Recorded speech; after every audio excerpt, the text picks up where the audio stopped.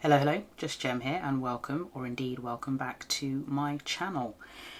It's gonna be a rough and ready quick video today, mainly because I'm sure at this point, if you're watching this unboxing of a Beautylish Lucky Bag, it's not the first one you've watched. You probably watched several at this point, and you may have watched so many you're not going to watch this one at all. But I thought it was worth doing anyway because I live in the UK and I ordered a deep dark version.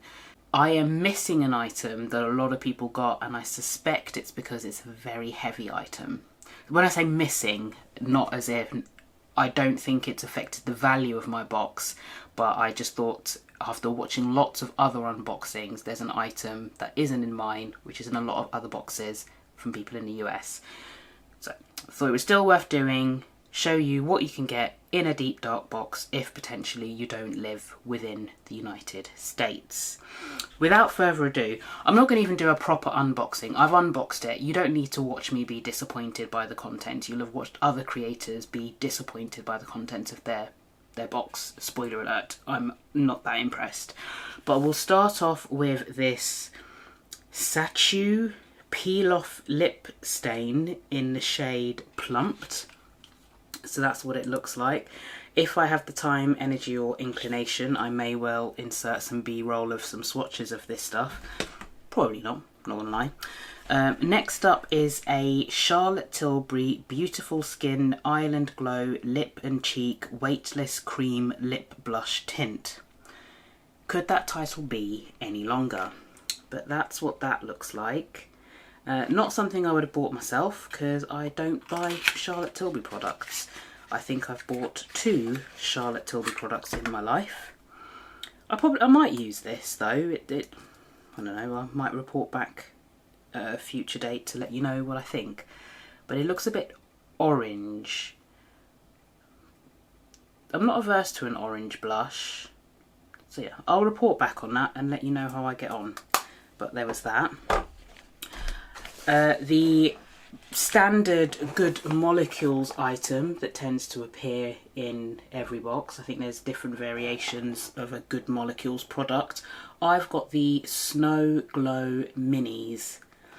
So, I mean, I guess that's quite handy to use to travel with. So there's that. I've got an Augustinus Bader Hydrogel Face Mask. That's what that looks like. Yeah. A Viseart Midsummer Lumiere palette. Now, I mean, this is alright, and I do own a Viseart palette, and I do like it. I do like the quality, but I'm not overly fussed about neutral palettes.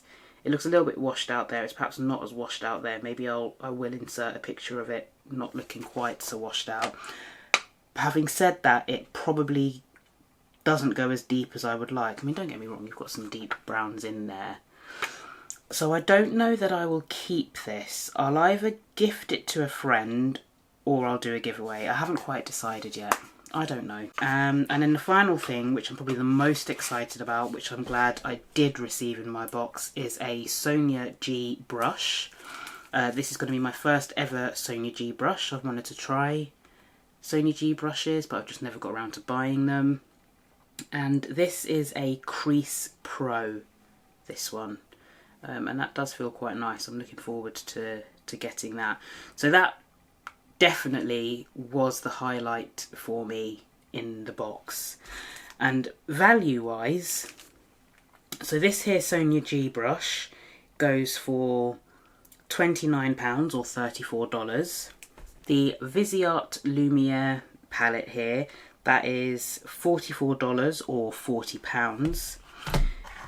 The Charlotte Tilbury product with the really long title, that's $40. And when I looked online, I think it's Cult Beauty, there's a discount code knocking about where you could get it for as little as £24. I think standard in the UK it goes for 30 quid, and on Beautylish it's £36.50. What else is there? This here Sachu lip stain product. $14, and I've seen it for either £12.50 or £14 within the UK. This Augustinus Bader Hydrogel Mask is $33, and I've seen it for either £30.50 or £26. This one I couldn't really find a price for, but Walmart in the US was selling that for $10 at one point. It's out of stock there though at the moment.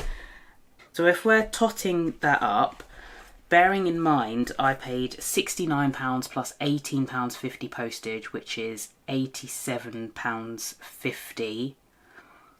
Which really, so when you convert that for someone in the UK is $120. But if you take, let's take off the shipping, pound wise it's £69, and you're supposed to get at least double that in the value, so £138 plus. If you bought it from the States it's $75 and you get $150 worth.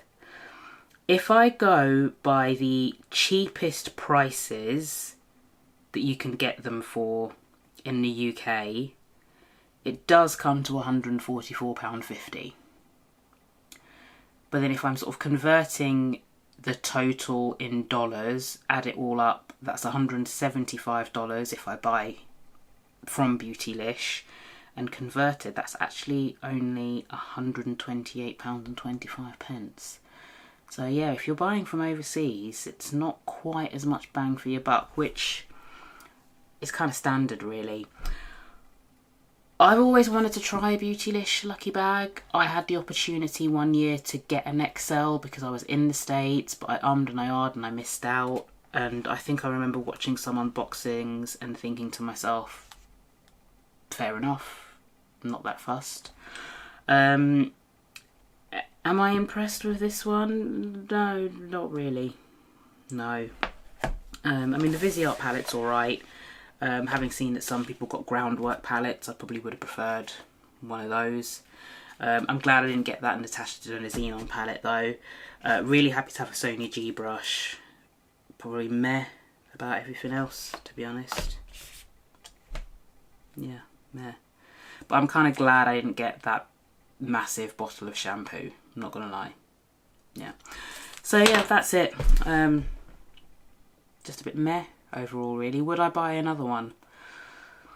Probably not. I think my curiosity's been satiated. I don't think I have any interest in buying another Beautylish Lucky Bag, but as I say, it's something that I've always wanted to do, and I bit the bullet this time and have been thoroughly unimpressed, and I don't know if that's an experience I'd want to repeat in the future.